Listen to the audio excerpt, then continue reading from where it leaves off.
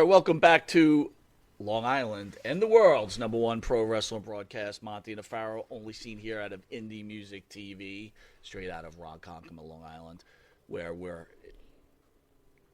this is one of the ultimate shows, Of right? course it is. Because, fans are waiting, we're waiting because we're fans. Yep. The great Barry Windham is in studio. Yes, sir. We had him a couple of years back in the oldest studio. Yep. And now we got him back. And, again, I think I've said it a million times that this guy is like in my top 10 favorite wrestlers. Were you up of at all 5 time. a.m. reading PWIs from back in the day? Barry, what? It wasn't like No? that. But Why it was not? like, but being the do you WWE mean? guy when he was down in Georgia, it was like Yeah, the dude was badass. absolutely. All the angles. Yeah. Remember when we saw him in Florida for the first time? I was off just, of the I was just going to UHF? say he's from my earliest days of like doing the UHF, but hoping that there's not too much snow on that screen, so I could see Gordon and Barry and all the boys from Florida. Yeah. And then I remember when him and Rotunda got hot Right. in the NWA, and all of a Right. sudden Vince plucked them. I couldn't believe Smart that. move, That Vince. was crazy. Smart But we're move. going to get to him in a second. All right. Mom responds after photo of her hugging her son raises eyebrows when Utah mom, Amber Wright, posted a video of herself sharing a celebratory embrace with her son, Brixton. Brixton. I never heard that. Brixton sounds like a place in Jersey. Go After a football game, she never expected what would go viral. I was so proud, she says.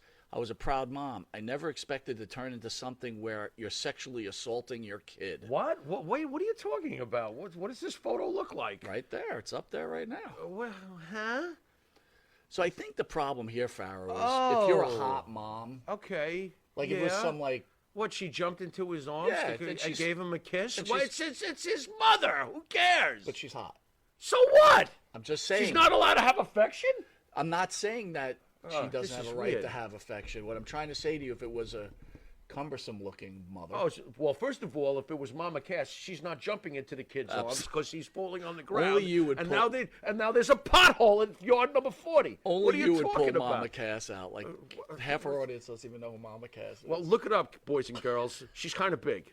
Anyway. I would like to thank the band that sings the theme song for Monty the Farrow and Jimmy Farrow, along with his partner Bart Griggs, make up the band Wisteria Hall. Yes, Wisteria sir. Hall is actually in studio Yes, today. I'm going sir. to play Yes, a sir. song. Hopefully Barry will take. If not, we'll play it for Barry.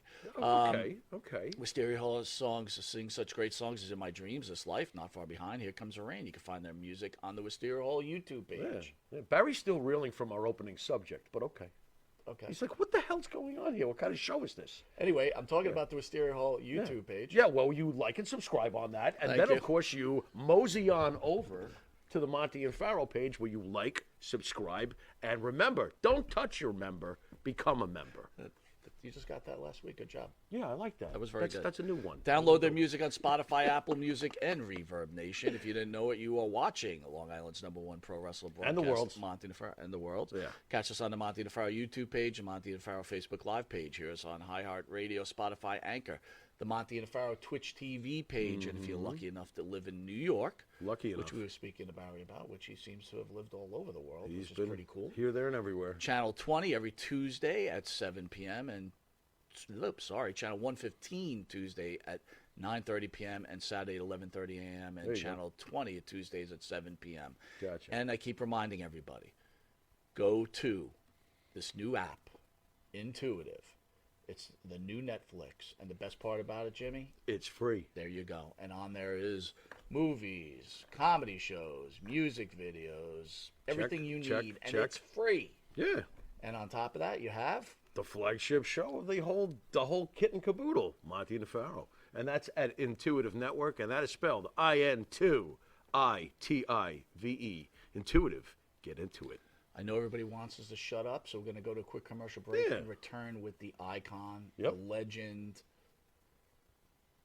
I just got to ask him, like, how it feels that people just recognize him as probably one of the greatest, if not the greatest, pro wrestlers in the history of the sport. When wrestling was really wrestling. There you go. We'll be back in a moment, folks.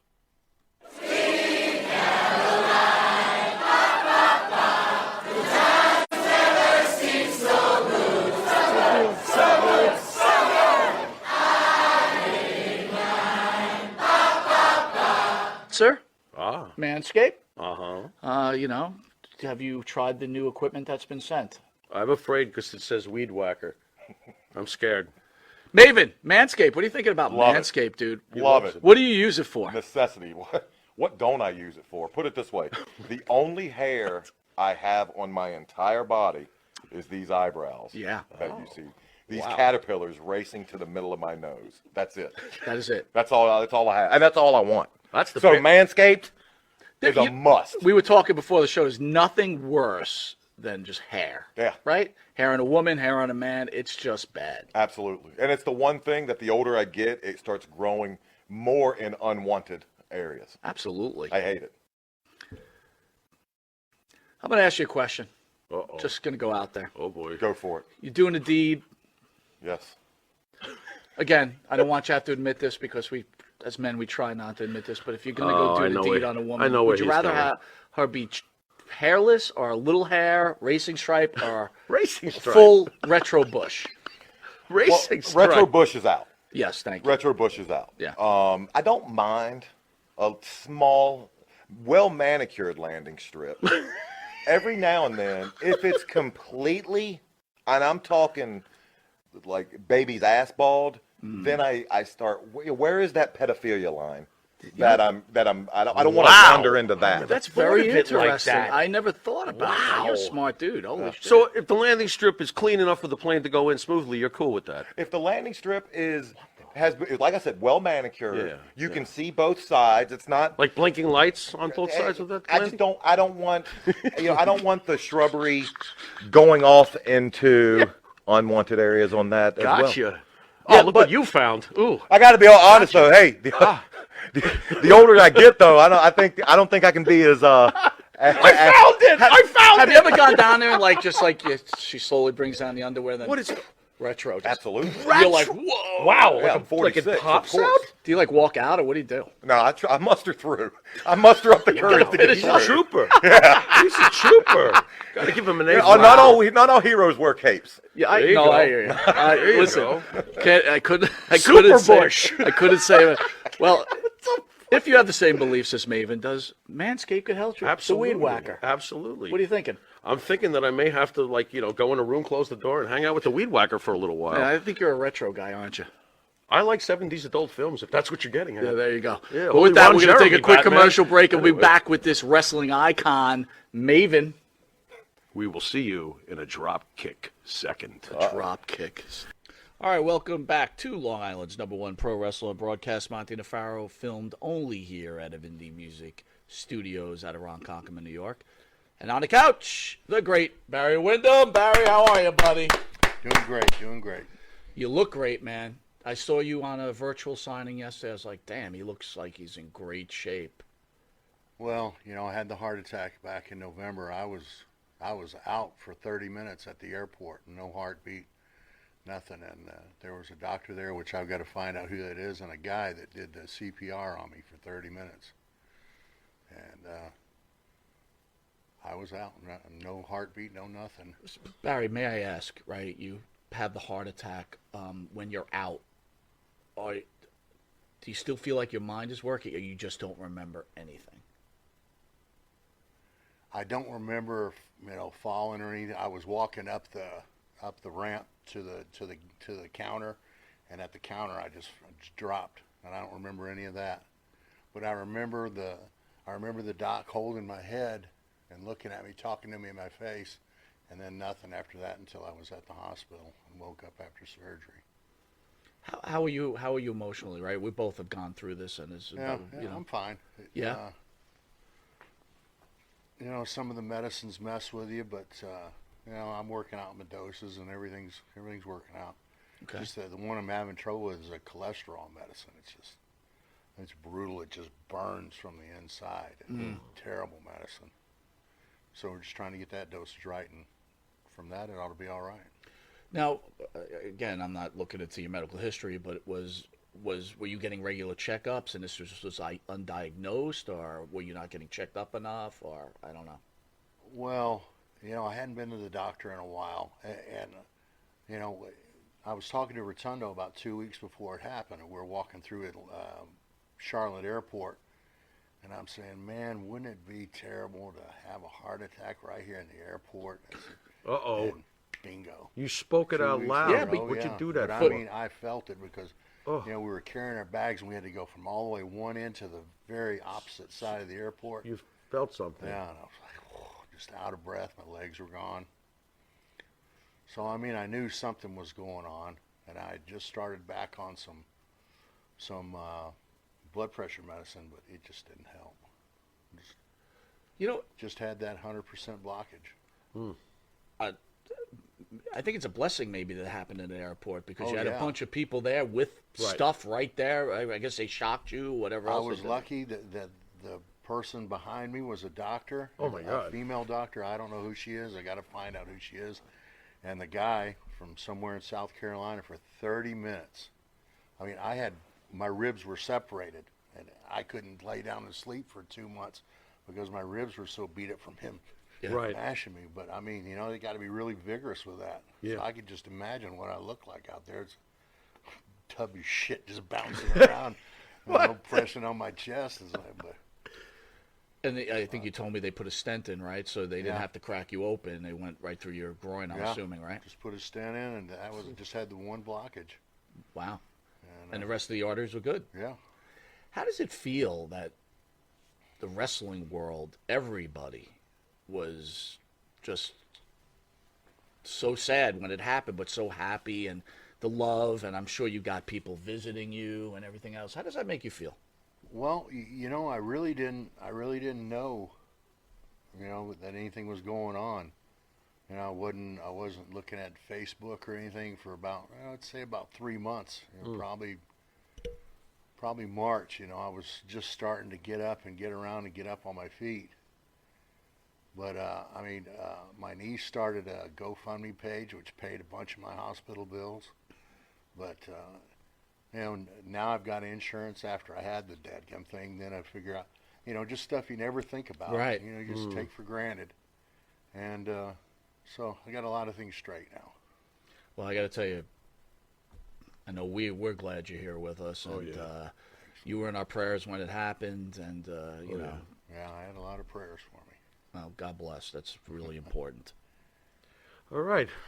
Let's move on to, your reputation in this business. I'm not sure how you feel about it, but I want to ask you about it.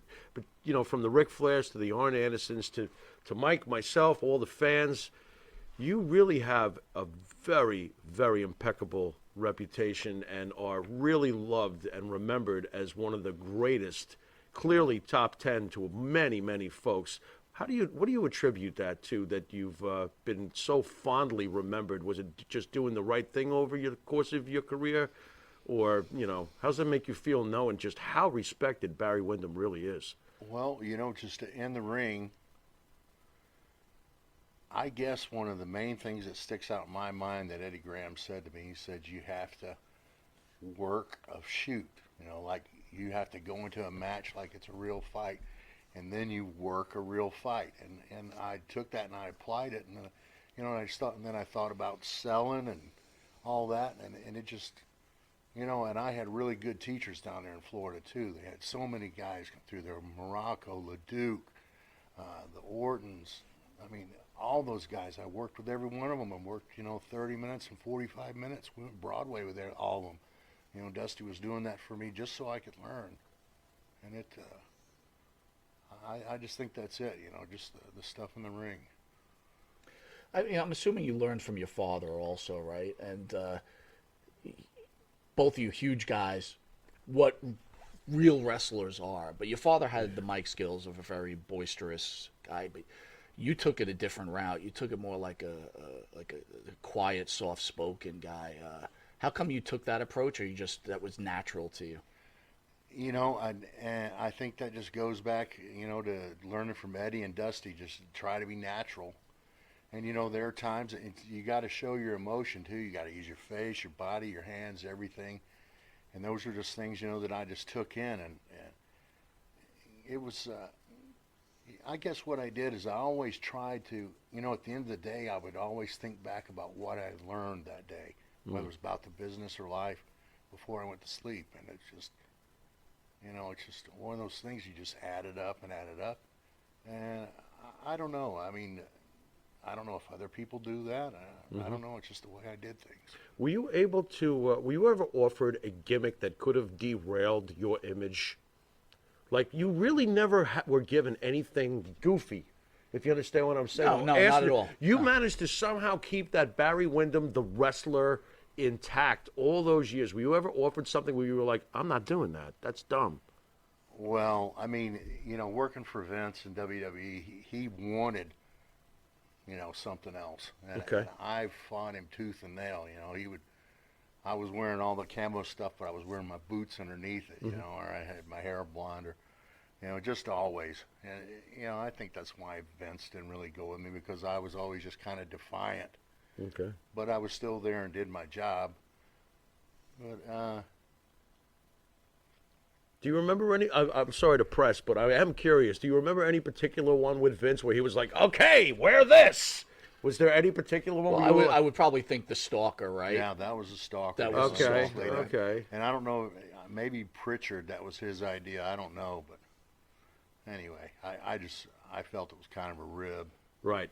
and just maybe a little payback for, for leaving before. But Oh, so you think that's payback when Interesting. Why did you leave when you guys were so hot, you and Mike? What made you leave the WWE? well, I mean, we had been in Florida before that, and we were home every night, and then we're there, and it was 3 months on the road, never home. Yeah. 96 days, I think, was what we went, 92 or 96, without going home. We might have had a day off on the road, but there was no way to get home. And we were in Baltimore, and Rotundo just flipped out and lost it. We were all down in the red light district, and all the guys were there. They had their Lincolns, and they ended up playing Ram cars with Lincolns. And I guess Rotundo had rented the car. Anyway, he jumped out of the car and left me there with the car. I went back to the hotel. He was gone. Just left. He had flown home that night. He just flipped out. Just had enough. So I went to Boston the next night and worked with SD Jones, and Chief J Strongbow was there, and they called Vince, had Vince on the phone. I said, "No, I'm going home. Mike's home," and I didn't talk to him again after that. And it just, I just think it kind of hung with him, which it would have too, if it was been me. But he just ran guys ragged there. Yeah. Drugs were rampant, and it was. Not for you. It was a great time, but it was a bad time too. Right. I gotcha. Right. Yeah. I gotcha. I mean, you guys were crazy over back then. It was like, forget about it.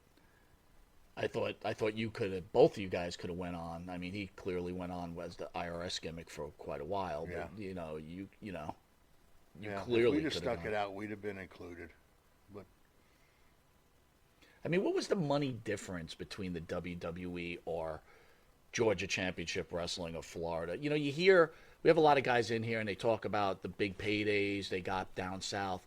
But then I talked to some other people that were in the biz and they're like, it really wasn't what you think. All the big paydays occurred up here. Which would be more accurate?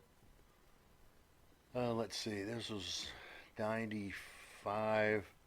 I think Mike and I made about $225,000 that year, which, to us was a lot then.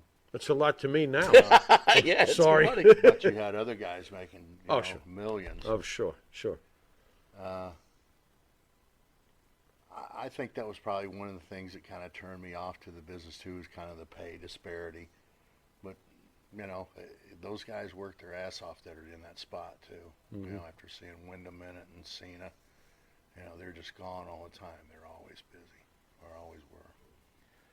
Yeah, I think you have to make that conscious decision that you're going to marry the business in order to be that successful, right? Yeah, you gotta go with it 100%. Barry, Past that point. yeah, no, I get it. It's a tough time, but I got to clear this off the table. You lost your nephew recently.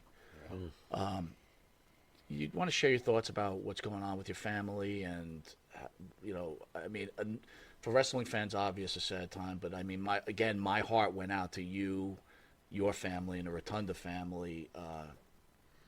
It's just a shame. Yeah, it's still pretty hard to talk about, but I mean, he was just such a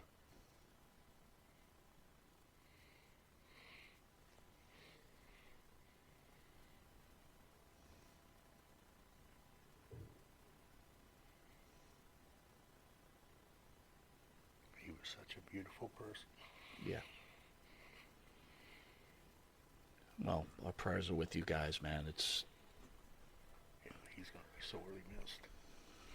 He's one of the most brilliant minds in the business currently, that's for sure. That is for sure. Yeah, it's really hard on his family. I don't know how they're getting by. Barry, you worked with some of the great promoters of all time. I am curious, how come you never really did work with the AWA, if I can ask? I only worked just one shot in there for Vern, but you know, I guess with my time in Florida, that with my start in my career, and then with all the guys that had come in there, most of them, were New York guys. Mm-hmm. So I think that was a pretty natural progression, and with my dad being there. Sure. I never really talked to Vern or about working there or anything. It was just the one shot that Rotundo and I did when they ran the Dome. We worked against Stan and Steve. Mm. But I never worked Memphis territory either, or the Northwest. Any reasons why, or just wasn't in the cards? I think I was just tied up where I was. Right. Yeah. Interesting. What was your impression of Vern Gagne, even though it was brief?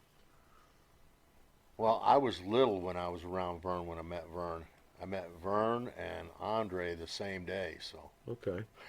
so I had a definite bigger impression with Andre. Yeah. But I remember meeting him. how did you get along with Andre? Were you guys? You were younger, obviously. Yeah.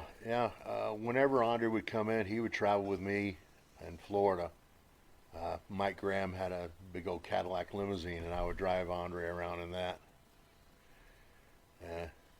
I guess because he worked with my dad, he Right. knew me, so he felt comfortable with me.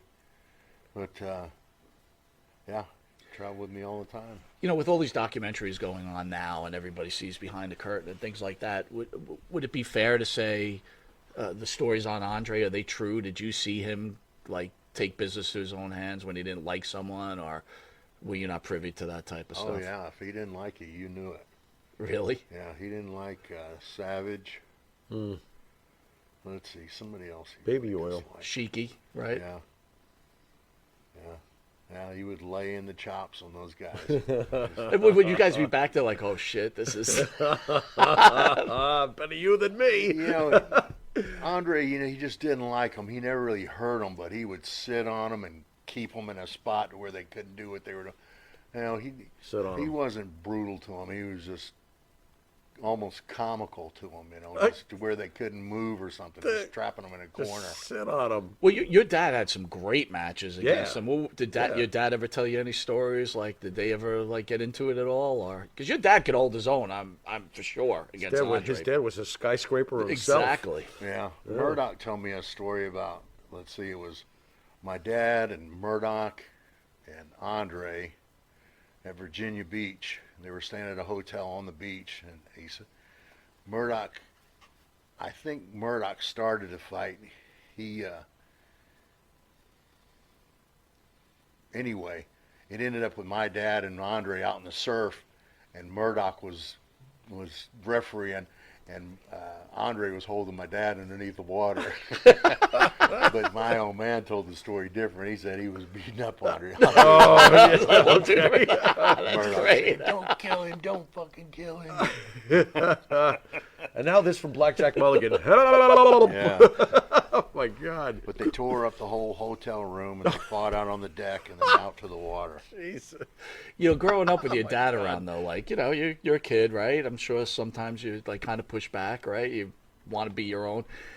With your father, was it push back? Well, that's what I'm trying to say. Was your No. father was I'm not saying shit to my father. I'm just do what he says. Yes, or sir. what? Or- I always just did what he said. He was heavy-handed. So Smart man. Yeah. Smart man. He was heavy. He was heavy. He was heavy. He You was ain't just kidding. big, heavy-legged, heavy everything. God. Yeah. Did you want to be a football player like Dad? I mean, Dad played for the Jets, the Broncos, Blackjack Mulligan Sr. Well, I played up through college. I went to West Texas State. Well, while I was out there, my dad and Murdoch bought the Amarillo territory. Right. and I was right there at school, so NFL I think aspirations. that was kind of by design. I don't know if they did it or Murdoch, but anyway, I started refereeing, Okay. going on the road, hauling the ring, and setting up chairs and putting out posters and doing all that stuff, and it just. I think I got my first check was like $50, and I was, yeah. Yeah, yeah. Did you have NFL aspirations, or did wrestling just basically take over after college? No, it was while I was in college, so wrestling just kind of took over. Just kind of took over. Excellent. You've worked with Vince McMahon, obviously. You've worked with Eric Bischoff a bit. Vince Russo. Can you tell me the difference between these three guys? To you? Your memories? Oh, let's see. Well, Russo, I don't know. Russo didn't like me, and Bradshaw. I think really Bradshaw was the root of Russo not liking me because Bradshaw was just a bully to everybody. Okay. And So that is true about Yeah. Bradshaw. when Okay. we were in the ring in Japan, he would be beating up the guys. They say, "Please tag in Little Blackjack." Tag in little. Yeah, You're little. You're the little black Little blackjack. Good Lord.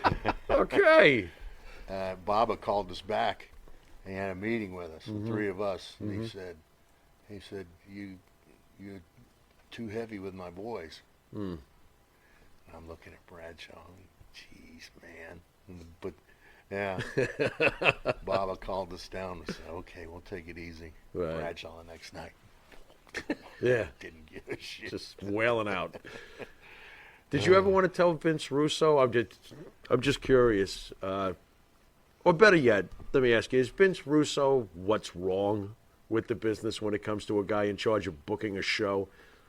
It sounds like he wasn't a fan of yours, and I could probably understand why. I figured you would be telling him, "I'm not doing that stupid idea of yours."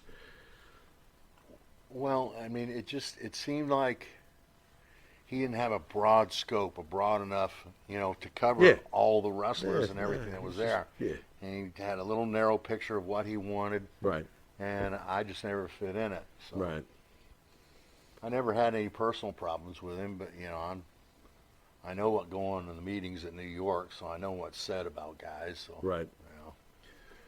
It would only make sense too, because his whole thing was that Jerry Springer type of thing, and that, Right. that wasn't That's the type not of Barry guy. That's Windham. not Barry Windham at all. How right? about Vince McMahon and Bischoff? What do you got for me on those two?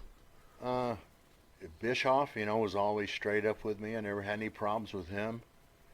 And Vince, just we started out well in '85, but then after I left, it was just, he takes digs, and if you keep going with it, you'll just bury yourself, which I probably did. Just Vince not very forgiving, in other words. no. Gotcha. To be fair to Vince, do you think that he had a right to be angry at you for walking out on him in '85? Well, I don't know, because he changed the way that he did business too, because there were so many guys dropping out, dying, overdosing, and just couldn't handle the travel. And there were, we were running 3 crews in those days too, so we were going everywhere. But he learned from it, and I'm sure that if I had participated more, we could have worked something out.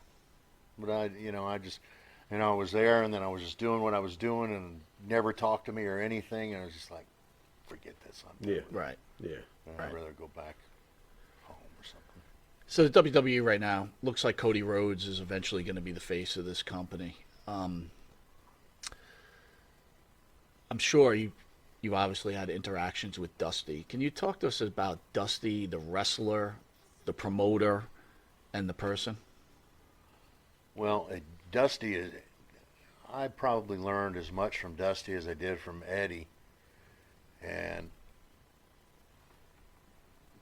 one thing that I always did, I watched all the matches, and that's something that Dusty told me. He said, watch all the matches and you'll learn it. And I did, it was just one of those things that I did also.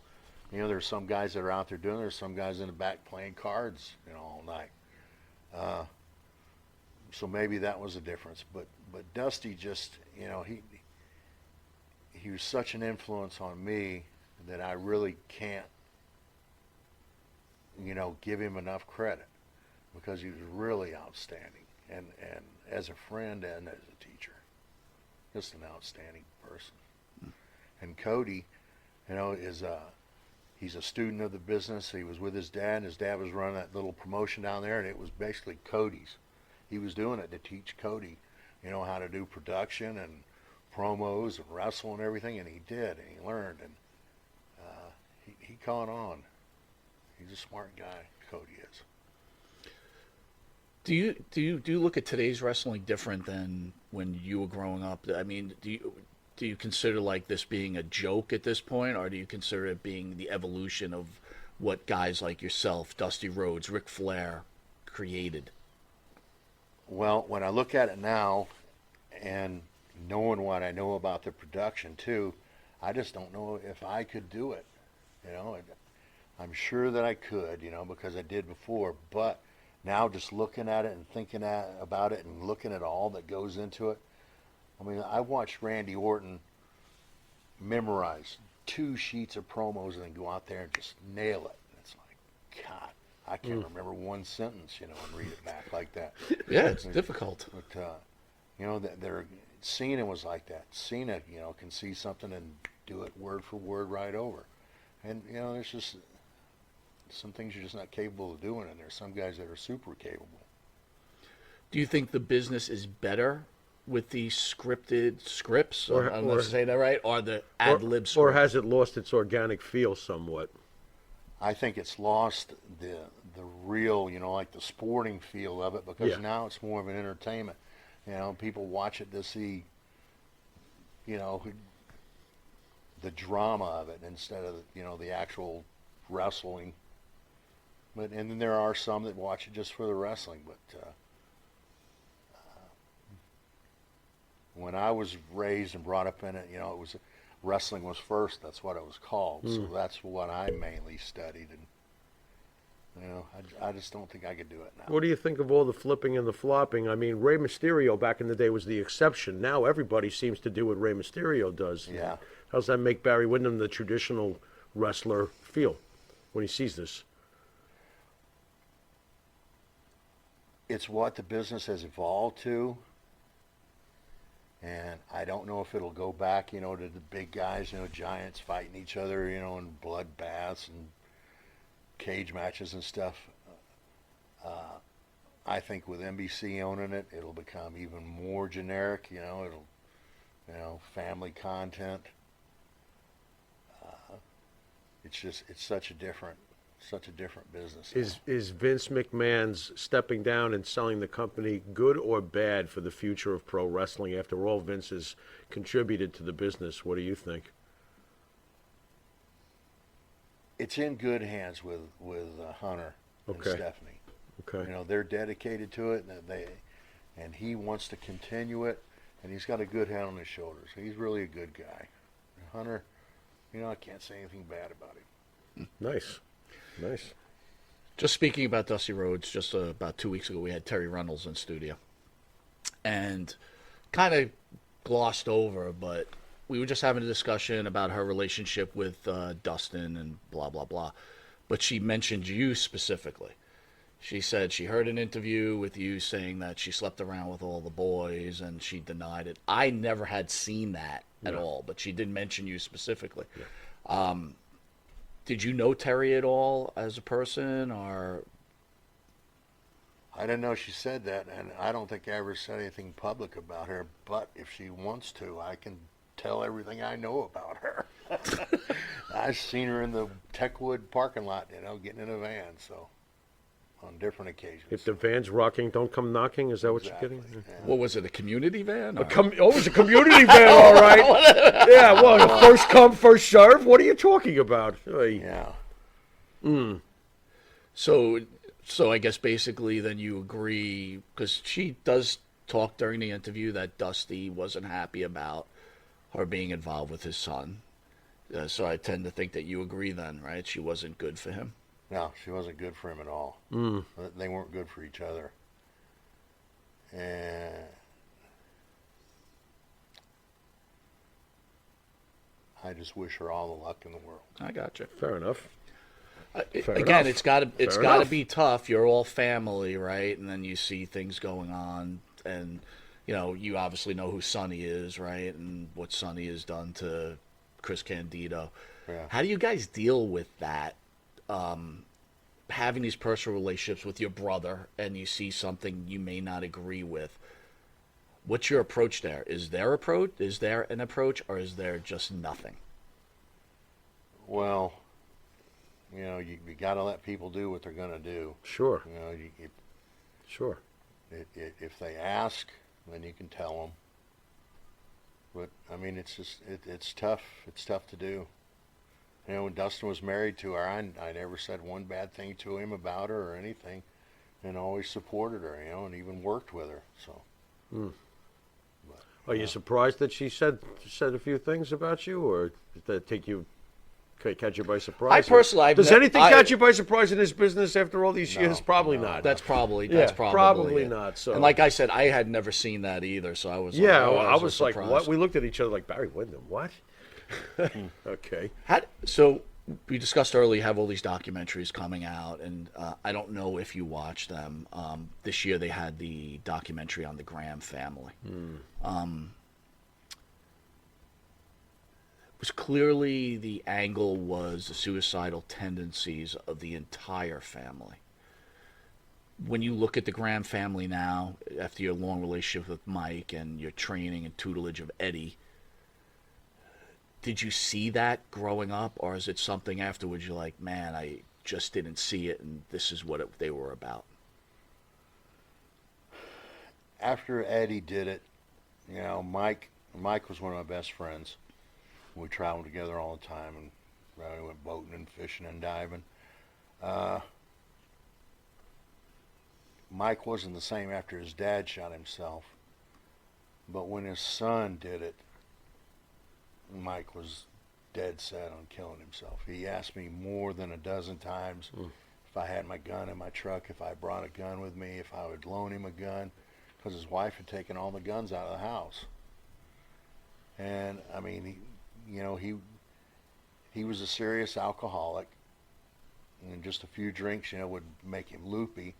And as soon as he would get drunk, he would start telling, fuck, why am I here? I'm going to kill myself. And I guess he just did it that night in October in Daytona. I got really good memories of Mike. He was, like I said, he was one of my best friends. But just after his son had killed himself, and his son, I guess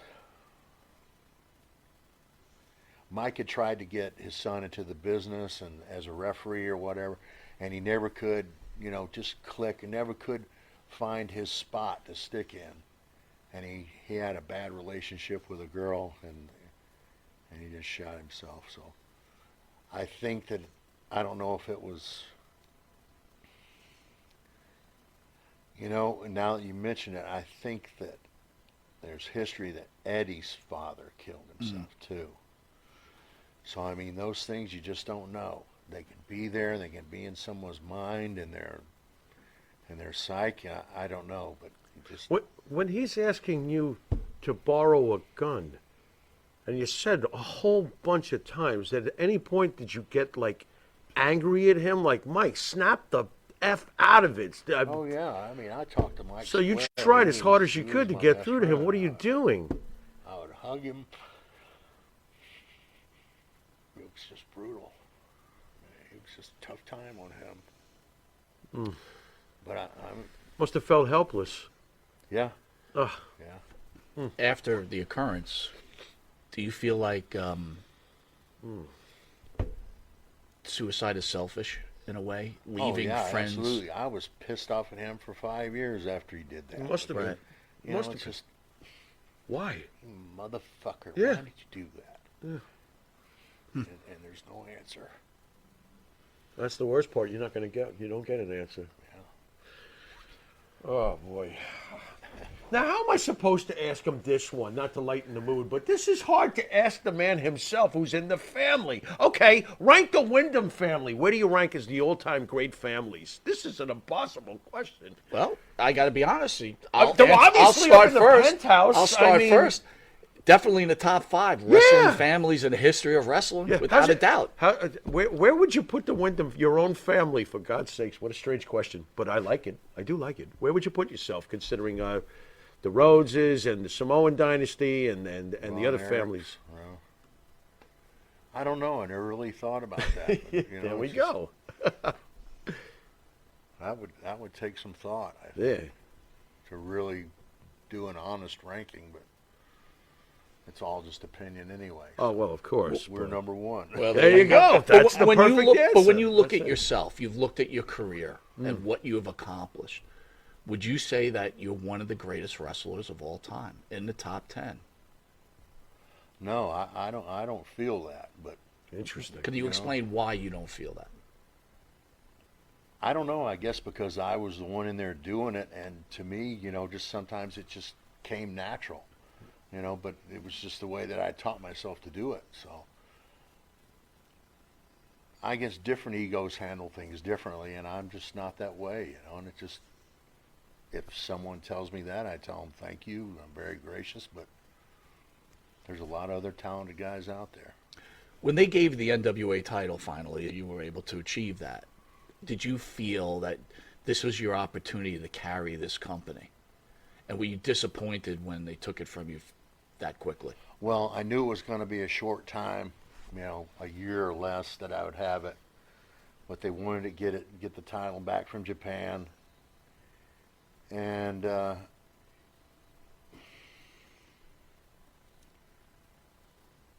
I just don't know, because I blew out my knee while I had the championship too. Ugh. So I had to have surgery on my knee. I just don't know if there were any other plans for it or not. I just had it for the short time, and I was home most of that time with a knee injury. Was it important to you to win that world title? Yeah, We've good had some question. wrestlers come in and say, it was just another paycheck. But was it important to you to win that world title? It did wonders for your overall career as far as coming from a fan's perspective. You're a world champion. Well, it had to, because I had chased it for so long, and I had made so many promos and done so many hour Broadways and matches with Flair that to make any sense, I should have had it. But to do it that way, it accomplished it, and I dropped it back to Rick. It is what it is. I got it, but didn't get to keep it very long. How frustrating was it getting hurt? You finally win a world title, you get hurt? I would have been like freaking out. Yeah. I can identify with Aaron Rodgers. Oh, Jesus. Here we go. Barry B, are you a Jet fan? Yeah. Barry Windham, the Jet fan. We got to love it. Here's the one thing I have to ask you about. Again, I've said it a million times what a huge fan I was of yours. The one thing I couldn't stand, and I need to understand this. Uh-oh. What's this? Whose idea was it to make you the fake Sting? Oh, yeah. Whose idea was that? And were you okay with that? Yeah, I was all right with it. Okay. I had been off for probably 4 or 5 months. I don't know if I had surgery on my wrist, I think is what it was. I think because that was after the angle with Arn. Was kind of just looking for a spot to get back in, and I was there in Chicago, but I wasn't on the card. And Ole was booking. He didn't have a finish for Sting's match.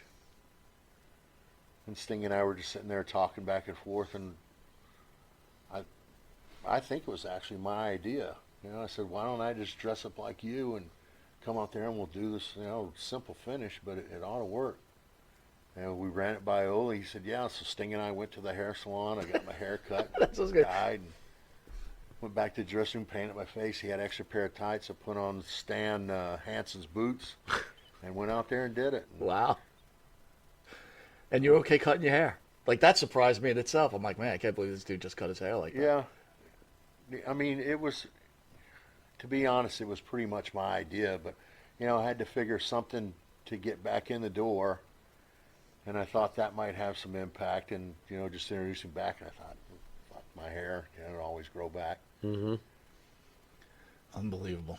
All right, we're going to hit you with something called the Pharaoh's Final Question. Then we're going to go to commercial break. If you're interested, we're going to pay a little homage to you. We got Wisteria Hall here. They're going to sing Rap is Crap. Well, If you'd like to join them on stage, that would be terrific. If you're not, that's fine. But or you could just throw banana peels at us while we perform, all depending on your point of view and mood. I'll just listen. I told you he was just going to listen. That's right. Hey, we get to perform for Barry Windham, Bart, man. That works for me. That works for me. All right, final question.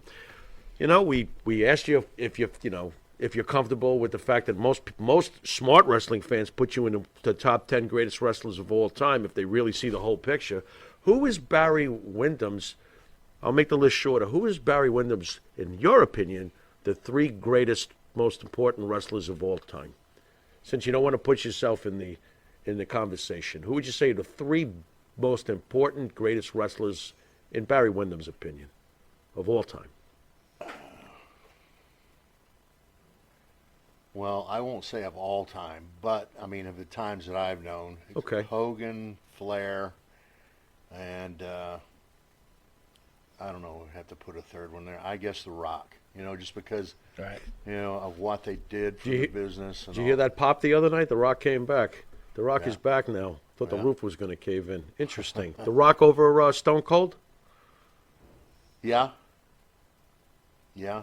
Interesting. Because he still has such an impact. He's still a big He player. sure does. Yeah.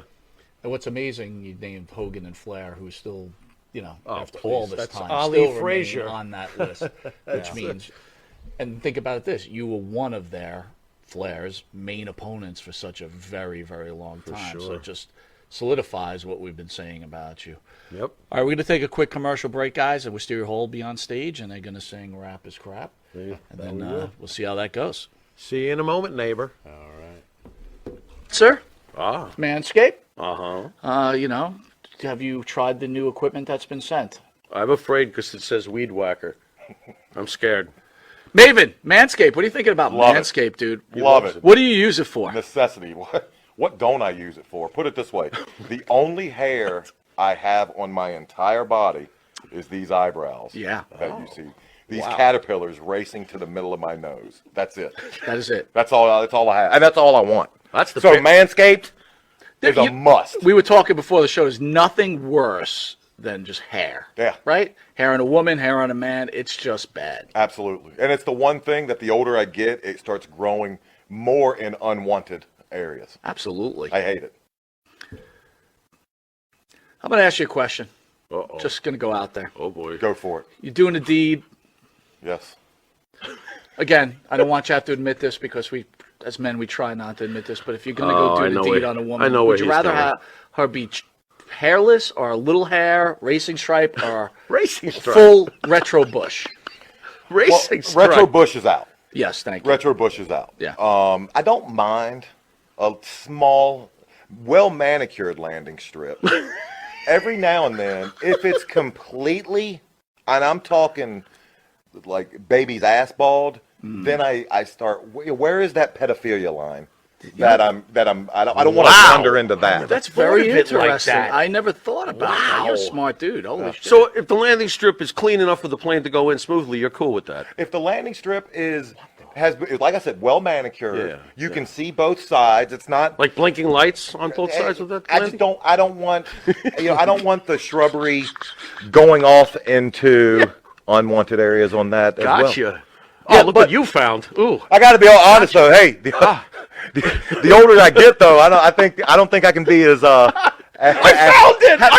you ever gone down there and she slowly brings down the underwear and then What is retro? Just, Absolutely. You're like, whoa. Wow, Yeah, I'm like 46, it of pops course. out? Do you walk out or what do you do? No, I muster through. I muster up the courage to get He's a through. trooper. He's a trooper. Got to give him an A. Not all heroes wear capes. Yeah, There you go. I hear you. There you Listen, go. I couldn't Super say. Bush. I couldn't say. Well, if you have the same beliefs as Maven, does Manscaped could help you? Absolutely. The weed whacker. Absolutely. What are you thinking? I'm thinking that I may have to, go in a room, close the door, and hang out with the weed whacker for a little while. Man, I think you're a retro guy, aren't you? I like 70s adult films, if that's what you're getting at. Yeah, there you go. Yeah, But with that, Ron we're going to take a Jeremy, quick Batman. commercial break, and we'll be Anyway. back with this wrestling icon, Maven. We will see you in a drop kick second. Drop kick.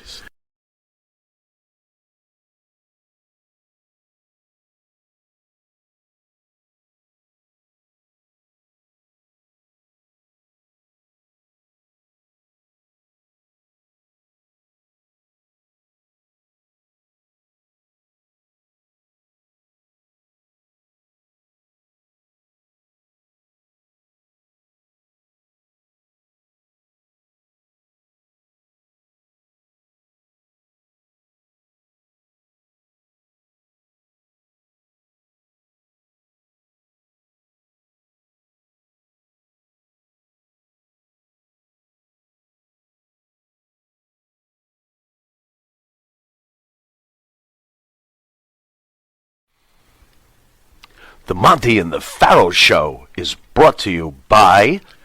Because wine is your second favorite four-letter word. California wine, New York attitude. Good fucking wine. Yeah.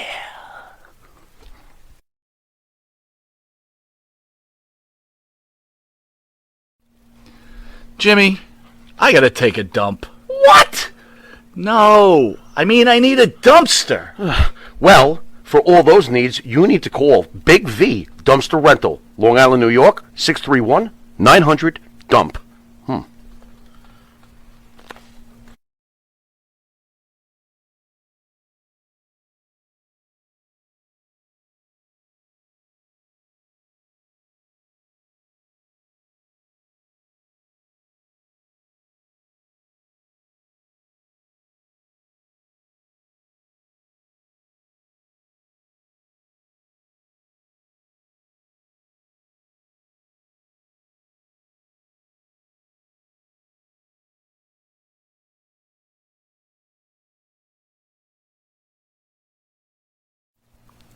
And APB, American Protection Bureau, voted #1 best on Long Island for all your security needs. Call 631-390-9050. That's 631-390-9050. APB.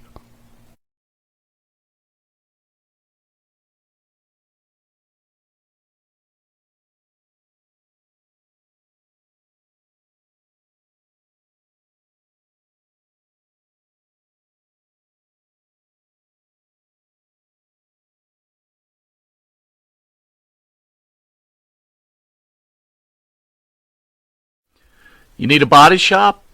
You need engine repair?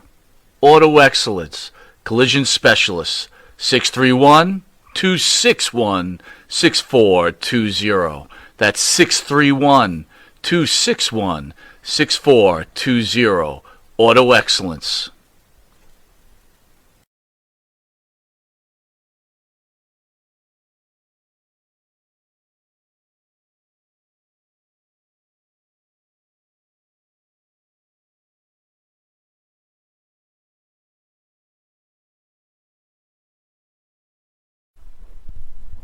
All right, welcome back to Long Island's #1 pro wrestler and broadcast, Monty and the Pharaoh, where we have the great Barry Windham in studio. You got Wisteria Hall on stage. We were talking about, did you ever think that Barry Windham would be serenaded by a bunch of 50-year-olds? We'll have to see how this concert turns out. So how did Rap is Crap come about? Like, where did that happen? Jimmy Hart and Kurt and I were sitting on the bus, and we were just shooting the breeze. And Kurt always wanted to be a cowboy. Yeah. So Jimmy said to him, "Well, you could be the lead singer. We could be a group." And I came up with the name, the West Texas Rednecks, and that clicked. So I mean, it was just a collaboration on the front seat of a bus just one afternoon. So when this thing starts to explode, though, and they decide to put you in front of 30,000 people, were you like, I can't do this? Or could you drum? I don't know. Were you a drummer? I couldn't drum They with put the beat. towels on his drums. Yeah, I had the towels on the drums. Right. Unbelievable. Well, This is our homage to the great Barry Windham. Everybody, Wisteria Hall, rap is crap. Hit it.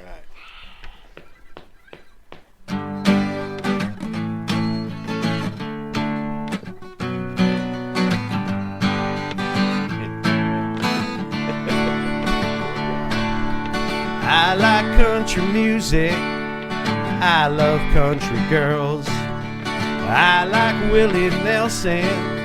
And don't forget about Pearl. There's only one thing that I hate, 'cause it's a bunch of crap. I hate rap. I like NASCAR racing. Richard Petty's still the king. Some call me a redneck, but you know that's a beautiful thing.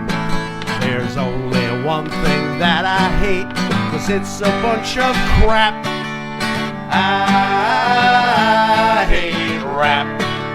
Yeehaw! Play it for it, man.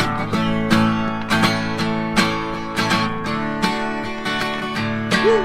There's only one thing that I hate, 'cause it's a bunch of crap.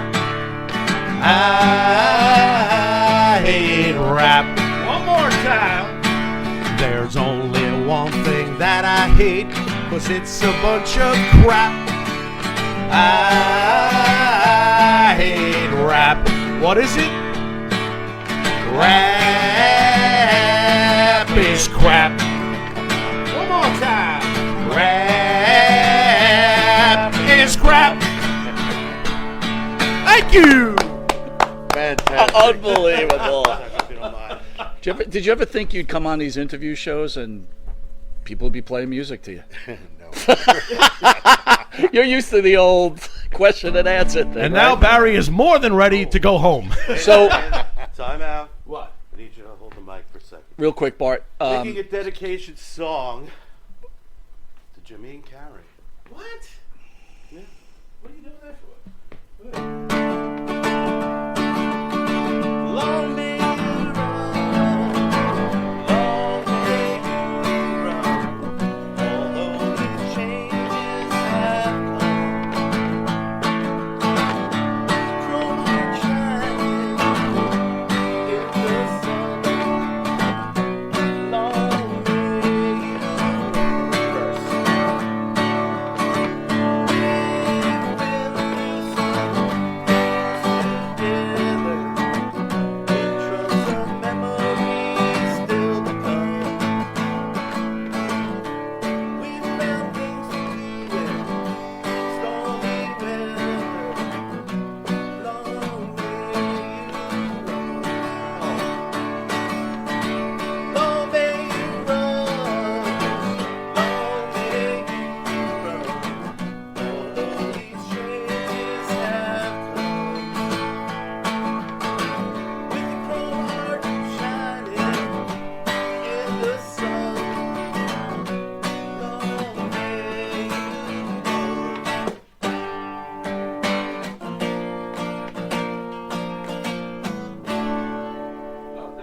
All right. Long may we run. Thanks. all right, Bob, with man. that, I want to thank the great Barry Windham for coming in studio. Thank you for all you've done for this industry. Thank you for everything, and thank you from all the fans to you. Incredible. Everybody knows Jimmy's last show was today as he goes to Florida to start a new life.